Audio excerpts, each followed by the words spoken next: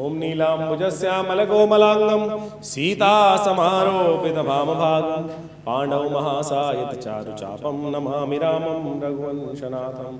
श्री रघुनाथाय नमः। नमस्कार, स्वागत है आपका आचार्य वाणी में। मैं आचार्य डॉक्टर विक्रमादित्य आपके साथ हूँ। आज का विषय है कि मीन राशि वालों के लिए ग्रहों का योग आने वाले समय में किस प्रकार के योग बना है। अप्रैल का अंतिम भाग यदि हम देखें तो कई राशि वालों के लिए बहुत इंपॉर्टेंट है। उसमें से एक मीन राशि, ये विशेषतौर कन्या राशि भी आती है। कन्या राशि के स्वामी बुध हैं और आपकी राशि के स्वामी सामने चल रहे हैं और वो है वक्र स्थिति में। इस दौरान वो मार्गी होंगे। चंद्रमा विशेषतौर बुध जो है वो मीन राशि में जाके सबसे क्षीणस्थ अवस्था, कमज़ोर अवस्था में हो जाते हैं। इनमें परिवर्तन का योग बन रहा है। बृहस्पति महाराज परिवर्तन की तरफ जा रहे हैं। बृहस्पति के साथ शुक्र का योग बन रहा है। दैत्य गुरु देवगुरु का योग बन रहा है। शनि मंगल की युति हट रही है और कई ग्रहों का परिवर्तन का योग है। इसका विशेष प्रभाव आपकी राशि के अनुसार से बड़ा महत्वपूर्ण रहेगा। समझते हुए कार्य करने की ज़रूरत है। देखिए, बृहस्पति महाराज वैसे ही आपकी राशि में छठे भाव में चल रहे हैं और अंतिम चरण में हैं इस वक्त। वहीं सूर्य विराजमान हो गए हैं बंधन भाव में और इन दोनों का युति जो है वो विशेष तौर पर शुक्र के साथ यहाँ पर जो युति बन रही है वो आपके लिए विशेष तौर पर बड़ी सावधानी भरी रहेगी। ऐसे में दिमाग में बहुत सारे विचार जो है वो ऐसा लगेगा कि रिजर्वनेस दिखाई दे रही है। मन से वीतरागिता उत्पन्न होने, ऐसा लगेगा मन में वीतरागिता आएगी, संसार में कुछ रस नहीं है। लेकिन क्योंकि बुध भी क्षीण अवस्था में चल रहे हैं, शुक्र भी अष्टम भाव में चले गए हैं बृहस्पति के साथ, सूर्य के साथ, तो ऐसे में किन ग्रहों को शक्ति देने की आवश्यकता है वो आपको खास तौर पर समझ लेनी चाहिए। सबसे पहले बात कर लेते हैं सिलसिलेवार तरीके से। 21 अप्रैल की रविवार का अवसर, त्रयोदशी तिथि, प्रदोष का योग और ग्रहों का योग देखें तो चंद्रमा लग्न में चल रहे हैं और ये आपके लिए दिन अच्छा दिखाई देता है। चंद्रमा आपको नई शक्ति का संचार करेगा। बाकी सब ग्रह जो विशेष तौर पर थोड़े कमज़ोर हैं, लेकिन चंद्रमा आपके मनो मस्तिष्क में नए विचार लाने के सुंदर योग बनाता दिखाई दे रहा है। चंद्रमा और बृहस्पति की शुक्र के सामने एक दूसरे की स्थिति जो है ये आपके लिए बड़ी अच्छी दिखाई देती है। विचारों को दृढ़ करते हुए कार्य करने की ज़रूरत है। सर्वार्थ सिद्ध योग विद्यमान है। ऐसे में कोशिश ये करें। सूर्य महाराज लगातार आपकी राशि के अनुसार से अष्टम भाव में चल रहे हैं और ये अष्टम भाव में सूर्य का चलना ठीक नहीं है। ये कीर्ति में जो विशेष तौर पे ग्रह जो आपका है, जो कीर्ति का कारक है, वो आपके लिए कष्ट देने के योग बना रहा है। तो ऐसे में थोड़ा सूर्य के लिए उपाय करना बहुत ज़रूरी है।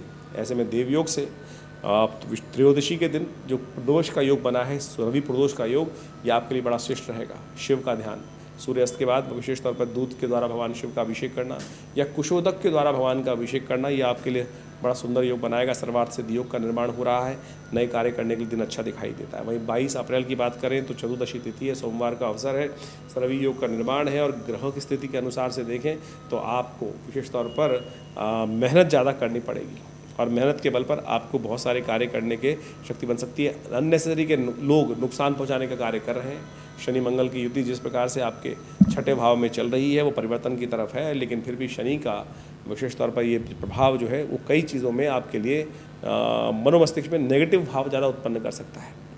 नुकसान होने का योग नहीं है बिल्कुल, लेकिन एनवायरनमेंट ऐसा है कि जो आपके लिए आगे चलने में स्थितियों में थोड़ा सा कष्ट उत्पन्न करने का योग दे रहा है। कोशिश करें सुबह जल्दी उठकर थोड़ा श्वान को, कुत्ते को रोटी इत्यादि कुछ डाल दिया करें। ये लगातार उपाय करने का प्रयास कीजिए, क्योंकि केतु लगातार आपके जो परिवर्तन की स्थिति में जा रहे हैं और श्वान की सेवा करना आपके लिए इन दिनों बहुत ज़रूरी है। जल्दी उठने की आदत डालनी पड़ेगी आपको। विशेष तौर पर जो भी कन्या राशि वाले लोग हैं, सूर्योदय से पहले उठकर श्वान की सेवा करने का यदि कार्य करेंगे तो आपके लिए ये केतु का परिवर्तन पॉजिटिव रहेगा। इस बात का ध्यान रखते हुए कार्य करें। ये 1 साल तक इस प्रकार का योग चलना है और ऐसे में ग्रहों का योग परिवर्तन भी विशेष तौर पर चल रहा है, तो उसके लिए कुछ खास उपाय लगातार करते रहिए। 23 अप्रैल का दिवस विशेष तौर पर मंगलवार है और पूर्णिमा का योग है और ये चैत्र की पूर्णिमा है। हनुमान जयंती का सुंदर अवसर है, बहुत सुंदर योग है। हनुमान जी संसार में हमेशा कल्याण करने वाले हैं और देवता चित्तन धरहि हनुमत से ही सर्व सुख करें। और समझ लीजिए प्रत्यक्ष देवता है, अमर देवता है। हमारे यहाँ कहा गया है कि जिस प्रकार से जब भगवान राम ने कथा आती है कि जब साकेत जाने का समय आया भगवान का, तो हनुमान जी से उन्होंने कहा कि चले हनुमान जी, अब साकेत का समय आ गया, चलते हैं। तो हनुमान जी ने यही भगवान से प्रार्थना करी कि भगवान मुझे धरा पे ही रहना है, क्योंकि मेरा आनंद जो है वो विशेष तौर पर आपके नाम का स्मरण में है। और जब तक इस धरा पे हनुमान जी को ने अब विशेष तौर पर भगवान राम जी से ये आशीर्वाद दिया है कि जब तक इस धरा में राम जी का नाम रहेगा तब तक हनुमान जी यहाँ विराजमान रहने वाले हैं। तो जब भी आप पूजा करें, पाठ करें, तो अवश्य हनुमान जी को स्थान दिया करें। किसी न किसी रूप में हनुमान जी अवश्य आपके जीवन में कल्याण करने का योग बनाएंगे। ये सूत्र है विशेष तौर पर। आइए हनुमान जी आसन लीजिए और हनुमान हमारी जो कथा है उसको श्रवण भी करें और हमारी प्रार्थना हनुमान भगवान राम तक पहुँचाएँ। ये अद्भुत कार्य हैं। जो हनुमान जी के जो विशेष तौर पर सेवा भक्त रहते हैं उनके लिए समस्त जीवन में कल्याण के योग बन जाते हैं, ये आपको समझना चाहिए। और ग्रहों का योगायोग आपके लिए बहुत महत्वपूर्ण परिवर्तन का योग बना रहा है। शनि मंगल की युति चल रही थी, वो परिवर्तन की तरफ जा रही है। तुला राशि में चंद्रमा का प्रवेश हो रहा है, आपकी राशि के अनुसार से धन भाव में चंद्रमा का प्रवेश बृहस्पति के साथ संबंध बनाकर ये बड़ा सुंदर रहेगा, लाभ के योग प्रशस्त करेगा। ऐसे में विशेष तौर पर हनुमान जी का पूजन करें, इस दिन उनका आशीर्वाद लेकर कार्य करें, बड़ा सुंदर योग है। हमने भी विवेकानंद योगाश्रम में सुंदर तरीके से सुंदरकांड का पाठ रखा है, हनुमान जी का पूजन रखा है। और हमारे आश्रम में जो भगवती के साथ साथ हनुमान जी का शिव विग्रह है वो आचार्य केशव देव जी महाराज के द्वारा प्रतिष्ठित किया गया। और उनकी पहली सिद्धि जो थी जीवन में, उन्होंने अपनी जीवनी में लिखा है कि हनुमान जी की हनुमान चालीसा से ही सिद्ध हुआ था उनको वो मंत्र। और अद्भुत रूप से हनुमान चालीसा अपने आप में साबर मंत्र है, इस बात को हमें समझ लेना चाहिए। लोग कहते हैं हनुमान जी का स्तवन कितना करें, कुछ भ्रांति रहती है। जो कहा गया ना, और जब कहा जय जय जय हनुमान गोसाई कृपा करहो गुरुदेव की नहीं, जो 100 बार पाठ पढ़ जोई छूटे बंद महासुख हुई। जो 100 बार पाठ कर लेते हैं हनुमान जी का ना, समस्त प्रकार के बंधन छूट जाते हैं। मस्त, ये बहुत अद्भुत योग है। लेकिन कई लोगों ने इसको भ्रांति उत्पन्न कर दी है, जो शत को 7 बना दिया है, केवल 7 बार करके ही, श्रद्धा के साथ, संख्या नहीं। हनुमान जी का स्तवन, साक्षात हनुमान जी नृत्य कर रहे हैं और जो पाठ चल रहा है उसको शब्द सर्व ध्यान रखते हुए मानसिक तौर पर अद्भुत रूप से हनुमान जी का स्तवन करते हुए यदि पाठ करें, हमने यही रखा है आश्रम पर। सुंदरकांड का पाठ, हनुमान चालीसा का पाठ सब रूप से आनंद भाव से रहेगा। शाम को हनुमान जी का यज्ञ रहेगा, आप भी उसमें सम्मिलित हों। शाम का ये कार्यक्रम है, बड़ा अद्भुत है, लाभ के योग बनेंगे। 24 अप्रैल का दिवस मेष राशि में प्रतिपदा तिथि है, बुधवार का अवसर है। मेष राशि में शुक्र का प्रवेश हो रहा है और ये शुक्र भी अष्टम भाव में जाकर थोड़े क्षीण हो जाएंगे, कमज़ोर हो जाएंगे। और ऐसे में एक बात का ध्यान रखिएगा, बृहस्पति सूर्य और शुक्र का योग ये विचारों में मतभेद उत्पन्न करने का योग बना सकता है। साथ साथ मंगल का ये परिवर्तन हो रहा है, ये भी अन्य से के झगड़े बढ़ा सकता है। ध्यान रखते हुए कार्य करने की ज़रूरत है आपको। और बुधवार का अवसर है, गणेश जी का स्तवन करें, कष्टों को दूर करें, विघ्नों को दूर करेंगे तो अच्छा रहेगा। 25 अप्रैल का दिवस, द्वितीया तिथि, गुरुवार का अवसर, और ये गजकेसरी योग का निर्माण चल रहा है। लाभ की स्थिति थोड़ा दिखाता है, बस द्वंद्वात्मक स्थिति से यदि बच के रहें, लोगों पे बहुत ज़्यादा ट्रस्ट ना करें तो आपका दिन अच्छा हो सकता है। ऐसे में केसर का सेवन करें, माथे पर हल्दी का टीका लाएं, भगवान विष्णु का पूजन करके कार्य करने से चाहिए आपको। 26 तारीख का दिन, 26 अप्रैल का दिन, द्वितीया तिथि थोड़ी वृद्धा तिथि में है और शुक्रवार का अवसर है। ऐसे में ग्रह का परिवर्तन भी हो रहा है, बुध महाराज मार्गी हो रहे हैं, ये थोड़े पॉजिटिव चेंजेस दे रहे हैं। लेकिन मंगल का लगातार सप्तम भाव में चलना अननेसेसरी के झगड़ों में, लोगों के क्लैश में फंसने वाला है। ऐसे में विशेष तौर पर कुछ सरकारी लोगों से आपको सहयोग प्राप्त करने का योग बन सकता है। अननेसेसरी के झगड़ों से बच पाएँ, दूसरे के दोस्तों के चक्कर में किसी और के झगड़े में खुद को टांग ना अड़ाएं तो अच्छा रहेगा। ध्यान रखिएगा इस बात का विशेष तौर पर। गौ पूजन करना आपके लिए अच्छा है, क्योंकि बुध मार्गी हो रहे हैं, बुध लेकिन कमज़ोर हैं, बुध को शक्ति दीजिए तो अच्छा रहेगा। हरी चीज़ों का दान करें, गाय को भीगी हुई मूंग की दाल अवश्य खिला के आएँ, देखिए सबसे परिवर्तन का योग बनेगा। 27 अप्रैल तृतीया तिथि, शनिवार का अवसर, और उस दिन तृतीया के बाद चतुर्थी का आगमन जो हो रहा है तो उसमें चतुर्थी व्रत भी बन गया है। गणेश जी का व्रत करने से समस्त विघ्नों का दूर करने का योग बनेगा। चंद्रमा बहुत क्षीणस्थ अवस्था में है, ऐसे में ध्यान रखिएगा। चंद्रमा का विशेष तौर पर तृतीय भाव में जो ग्रह का योग चल रहा है वो क्षीणस्थ है। ऐसे में शिव का ध्यान, शिव का पूजन करने से, भगवान शंकर का पूजन करने से बहुत सारे ग्रह अनुकूल हो जाते हैं। शनि महाराज भी इन दिनों आपके अनुकूल नहीं चल रहे हैं, चंद्रमा भी क्षीण चल रहे हैं, तो कोशिश ये करें शिव पर दूध से अभिषेक करें, कल्याण होगा, कष्ट दूर होंगे। अब बात कर लेते हैं 28 अप्रैल की। 28 अप्रैल की तिथि चतुर्थी तिथि, उदया तिथि के रूप में विराजमान है। पंचमी का उसके बाद आगमन होगा। रविवार के दिन धनु राशि में चंद्रमा का प्रवेश हो रहा है सुबह 4 बज के करीब 27 मिनट पर, और ये परिवर्तन आपकी राशि के अनुसार से गजकेसरी योग का निर्माण करेगा, धन लाभ के अवसर प्रदान करेगा सुंदर तरीके से। शुक्र इस दिन अस्त हो जाएंगे और ये आपके लिए एक तरह से अच्छा है। शुक्र का अस्त होना विशेष तौर पर समझ लीजिए इसलिए अस्त है क्योंकि बुद्धि के 2 स्वामी, एक दैत्य गुरु, एक बृहस्पति गुरु, देवगुरु जो है, दोनों एक ही स्थान पर सूर्य के साथ विराजमान होकर बुद्धि में 2 अलग अलग स्थितियों में परिवर्तन लाने के योग बना रहे हैं, एक लेफ्ट एक राइट। तो ध्यान रखिएगा, देखिए मार्ग दोनों ठीक हो सकते हैं, लेफ्ट राइट बात नहीं है, लंबा रास्ता है, लेकिन युक्त तरीके से कार्य करें, देवयुक्त कार्य करना, दोनों चीज़ें स्थिति आपको समझनी चाहिए। दोनों ग्रह अलग अलग तरफ आपको बुद्धि प्रेरित कर रहे थे। शुक्र का अस्त होना ये विशेष तौर पर आपके लिए अच्छा योग है, और ऐसे में विशेष तौर पर कुछ खास उपाय भी करने का प्रयास करना चाहिए। सूर्य को जल दें, सूर्य के कारण से ही शुक्र अस्त हुए हैं, और सूर्य आगे आने वाले समय में बृहस्पति को भी अस्त करने वाले हैं, तो इसलिए नित्यपति भगवान सूर्य का जल देना आपको बहुत अच्छा रहेगा। सर्वार्थ सिद्धि योग का निर्माण है, नए कार्यों को आरंभ करने के लिए दिन अच्छा दिखाई देता है। 29 अप्रैल की बात करें तो सोम पंचमी का योग है, और ये सोम पंचमी का योग भगवती महालक्ष्मी कृपा प्राप्त करने के लिए अद्भुत है। गजकेसरी योग का निर्माण है, ऐसे में भगवती लक्ष्मी जी का स्तवन यदि किया जाए तो बहुत सुंदर रहेगा।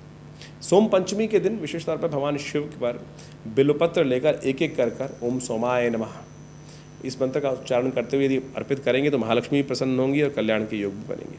30 अप्रैल षष्ठी तिथि मंगलवार का अवसर, चंद्रमा परिवर्तन की तरफ जाएंगे मकर राशि में 10:37 पर। भद्रा का योग रहेगा सुबह सूर्य करीब करीब 7 बजे से ही, तो ऐसे में ध्यान रखिएगा नए कार्यों को आरंभ करने से बचना चाहिए। ग्रह परिवर्तन की तरफ जा रहे हैं और ये परिवर्तन ओवरऑल आपके लिए थोड़े खर्चों का निर्माण करता दिखाई देगा, लेकिन सफलता भी देता दिखाई देगा। आपके कार्यों में कुछ ना कुछ पॉजिटिव चेंजेस आने के योग भी बन सकते हैं, बस खर्चों को थोड़ा कंट्रोल करते हुए कार्य करने की ज़रूरत है तो अच्छा रहेगा। इन राशियों के प्रभाव से बहुत सारे लोगों के मन में प्रश्न चलते रहते हैं और वो लोग हमें लगातार हमारे YouTube चैनल पर प्रश्न भी करते हैं कि राशि कौन सी समझें। देखिए, राशि कई प्रकार की होती हैं। जन्म राशि, लग्न राशि, नाम की राशि, सूर्य राशि, और हर राशि का अपना एक प्रभाव है। हम आपकी राशि के अनुसार से यहाँ जन्मपत्री जो पूरी हॉरोस्कोप को डिस्कस करने का प्रयास करते हैं। जितना % जिस राशि का प्रभाव है उतना % पहले सबसे पहले जन्मपत्री को अच्छे से एनालाइज करने की ज़रूरत होती है, कौन सी राशि आपके लिए प्रभावी है। आमतौर पर जो ज्योतिष का सिद्धांत ये है कि जब जन्म नाम जो होना चाहिए वो जन्म राशि के अनुसार से होना चाहिए। जन्म का एक अक्षर निकलता है वो राशि के अनुसार से होता है, लेकिन आमतौर पर संसार में लोग जो हैं उस राशि से उस अक्षर से नाम रखते नहीं हैं। आप अपने जनरल नाम रख लेते हैं, फिर उसका एक प्रभाव हो जाता है, तो इसलिए वो नाम राशि बदल जाती है आमतौर पर, लेकिन उसका प्रभाव है। तो इसलिए आप जब आप जन्मपत्री आप स्वयं ज्योतिषी बनने का प्रयास करते हैं, राशि को फल सुनते हैं, तो आप सोचें जितना जितना जिस % राशि का उपयोग हो रहा है, कौन सी प्रभावी है, उसका उतना प्रभाव आपको देखने को मिलेगा। इसके साथ साथ जन्मपत्री में और बहुत सारे विषय होते हैं, दशाएँ, अंतर्दशाएँ, ग्रहों की जन्म की स्थिति क्या है, किस प्रकार से कौन सा ग्रह कितनी ताकत में है, आपका जन्म जो हुआ है कितने राशि के अनुसार से जन्मपत्री के हिसाब से किस लेवल पर है, व्यक्ति पहली मंजिल पर है, दूसरी मंजिल पर है, 100वीं मंजिल पर है, उसके हिसाब से बहुत सारी चीज़ों को एनालाइज करके जन्मपत्री का विश्लेषण करने का प्रयास करना चाहिए। हम जब जन्मपत्री देखते हैं तो उन सब चीज़ों का अध्ययन करके ज्योतिषी जो होते हैं वो सब व्यक्ति को बताने का प्रयास करते हैं। तो यहाँ हम गोचर का प्रभाव आपको जन्म राशि, लग्न राशि के अनुसार से, नाम राशि के अनुसार से हर तरह से आप देखने का प्रयास करेंगे तो आपको वास्तविकता धीरे धीरे समझ में आनी शुरू हो जाएगी और उस तरह से आप इसको बहुत अच्छे से समझने का प्रयास कर सकते हैं। इसके अलावा हमारा जो विवेकानंद योगाश्रम है बहुत सारे पराविद्याओं के क्षेत्र में लगातार कार्य कर ही रहा है। हम आपको लगातार इस सब संबंध में अवगत करा सकते हैं, कराते ही रहते हैं। और इस बार तो बहुत सुंदर तरीके से जो हनुमान जयंती का सुंदर अवसर है उसमें बड़ा सुंदर कार्यक्रम रहेगा। नित्य प्रति आश्रम में 8 घंटे करीब यज्ञ ही रहता है और आप अपने ग्रहों को ठीक करने के लिए अनेक प्रकार के शास्त्रीय उपायों को उसका वृहद वर्णन शास्त्र में जो वर्णित है उसके अनुसार ही हम जन्मपत्री को एनालाइज करके बताते हैं। मंत्र अद्भुत हैं, यज्ञ विज्ञान अद्भुत है और हमने देखा है कि मंत्र विज्ञान के माध्यम से अनेक उपायों को करने से कई प्रकार के कष्टों को दूर कर सकते हैं। देखिए, एक जीवन में जो कष्ट आते हैं वो भार के कारण ही आते हैं और जो भार बनता है वो हमारे किए गए कर्मों से होता है। शुभ कर्म करेंगे तो शुभ पुण्य उदय होंगे, अशुभ कर्म यदि हमारे द्वारा हो जाएंगे तो अनेक प्रकार के कष्टों को उदय करेंगे। उन कष्टों को ठीक करने के लिए हम अनेक प्रकार के उपाय शास्त्र में वर्णित हैं। मंत्र जप, यज्ञ, विभिन्न प्रकार के दान, विभिन्न प्रकार की औषधियों का सेवन, ये सब उपाय शास्त्र में वर्णित हैं। उन सब उपायों को करकर इन कष्ट का और जो पाप पुण्य जो है उनका अकाउंट घटा बढ़ा सकते हैं और उनके घटने बढ़ने से समझिए आपके जीवन में पुण्यों का उदय होने से कष्टों से निवृत्ति प्राप्ति करने के योग बन जाते हैं। तो ये सब बड़ा वैज्ञानिक सिद्धांत है और बड़ा सीधा साधा सिद्धांत है। तो इसको समझने के लिए हम यदि प्रयास करेंगे तो बहुत सुंदर तरीके से समझ में आएगा। अच्छे कार्य करके आप अपने पुण्यों का उदय कर सकते हैं और जीवन के कष्ट, जब कष्ट आ रहे हो तो समझ लीजिए अपने जीवन में कहीं ना कहीं पुण्यों का अकाउंट कम हो रहा है। यदि आपके अकाउंट में बहुत बढ़िया पुण्य भरे हुए हैं तो आपके द्वारा यदि पूर्व जन्म में या इस जन्म में जब भी काम अच्छे करते रहते हैं तो क्या होता है कि जीवन में कष्ट का समझ में नहीं आता है। लेकिन जब पुण्य कम हो जाते हैं अकाउंट में तब छोटा सा कष्ट भार आया जीवन में और वो भयानक कष्ट दे देता है और भयानक दुख उत्पन्न करने के योग बनाता है। तो जब दुख आ रहा है तो समझ लीजिए पुण्य को बढ़ाने का समय है। पुण्य को अहर्निश जीवन में शुभ कार्य, हमसे पुण्य होते कम हैं। हर क्षण कहीं ना कहीं कुछ गलत कार्य हो जाता है। चल रहे हैं रास्ते में, कहीं कोई जीव हत्या हो गई, चींटी मर गई, ये सब कहीं ना कहीं घट रहा है, पुण्य को घटा रहा है।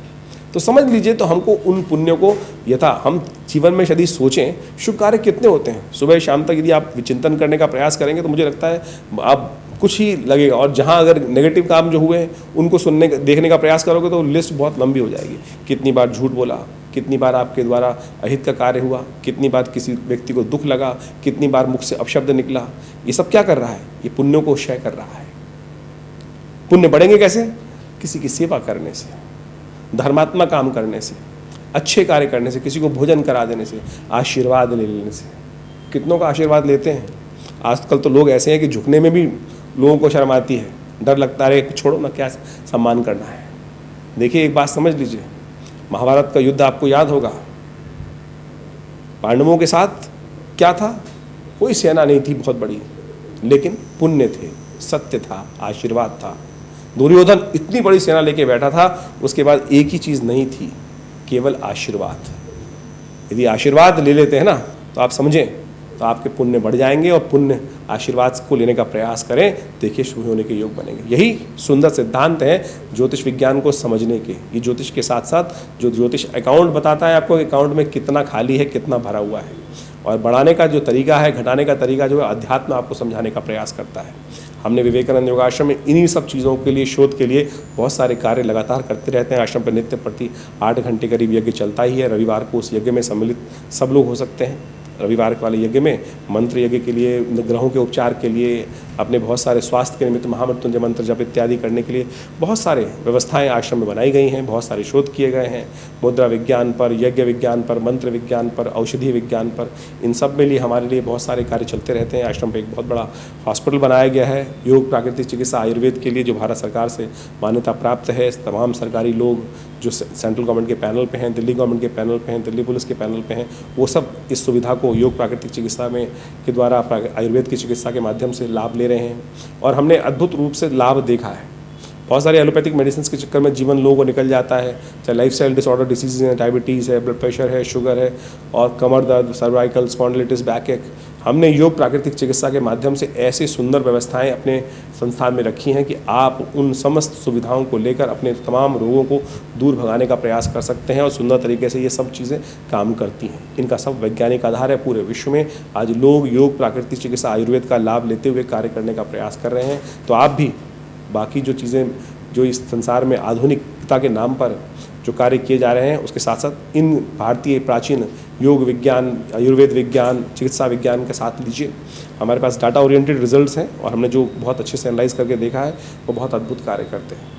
आप समझिए मुद्रा विज्ञान, मैं आपको यहाँ एक बात बताने का प्रयास करता हूँ। हृदय संबंधित रोग पूरे विश्व में आज परेशान कर रखा है। हर कोई गोली खाकर ही अपने ब्लड प्रेशर को कंट्रोल करने का प्रयास कर रहा है। ये मृत संजीवनी मुद्रा है।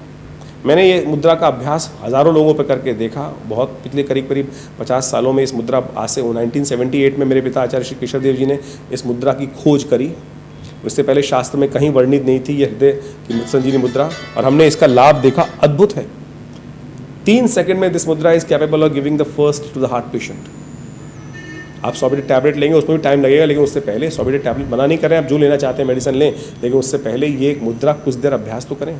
कुछ ही देर में आपके हाथ को साउंड कर ये आपके कष्टों को दूर करने का योग बनाएगी और सुंदर तरीके से लाभ देगी। इसके ऊपर बहुत सारी और पुस्तकें विद्यमान हैं, और पुस्तकों में के माध्यम से हमने बहुत सारे उपचार के माध्यम बताए हैं। इन समस्त पुस्तकों में कान में दर्द चल रहा है, ये शून्य मुद्रा करके देखिए, 3 मिनट में कान का दर्द, कान की होने वाली समस्याएं दूर करने में लाभ देगी। ऐसी बहुत सारी मुद्राएं। बच्चों को याद नहीं होता है, आपको नींद नहीं आती है, आप रोज गोली खाते हैं, कुछ ध्यान योग का सहारा लीजिए, प्लस ये ज्ञान मुद्रा का अभ्यास। पहली उंगली अंगूठे के साथ इस मुद्रा को लगा देने से ये ज्ञान मुद्रा बन जाती है। ये हमारे आश्रम के द्वारा ही पूरे विश्व में मुद्राएं पहुंचाई गई, मेरे पिता आचार्य श्री केशव देव जी के द्वारा। बहुत सारी पुस्तकें लिखी गई आश्रम में इन सब चीज़ों के ऊपर, और पूरे विश्व में आज जितने भी लोग मुद्राओं का उपयोग कर रहे हैं वो कहीं ना कहीं हमारी पुस्तकों के माध्यम से, हमारे आश्रम के शोध के माध्यम से ही कर रहे हैं। आप किसी वेबसाइट पे जाएं, आचार्य केशव देव जी का नाम डालें, मुद्राओं का नाम डालें, आपको पूरी ऑथेंटिसिटी प्राप्त होगी और बहुत सुंदर तरीके से इन सब चीज़ों का लाभ प्राप्ति करने की योग बनेगी। तो हम ये समझाएं कि ज्योतिष, अध्यात्म, मंत्र विज्ञान, ये सब इंटर रिलेटेड है, ये सब का सब एक साथ चलता है। और हमने इन तमाम पराविद्याओं पर शोध भारतीय संस्कृति के अनुसार से हमारे इस आश्रम में पिछले 50 सालों से ये कार्य किए गए हैं। आप जुड़े विवेकानंद योग आश्रम से, आपका स्वागत रहेगा। हमारे जो संस्थान जो कार्यक्रम चलते हैं उन सब के बारे में आपको हम समय समय पर अवगत कराते रहते हैं इस चैनल के माध्यम से। और जो भी आपकी और भी कोई प्रश्न हो तो चिंता ना करें, हमारे नंबर्स पर व्हाट्सअप भेजें, आपने हमारे इस चैनल पर अपने कमेंट्स डाल सकते हैं, हम अवश्य उनका जो भी निदान होगा आप तक पहुँचाने का प्रयास करेंगे। धन्यवाद।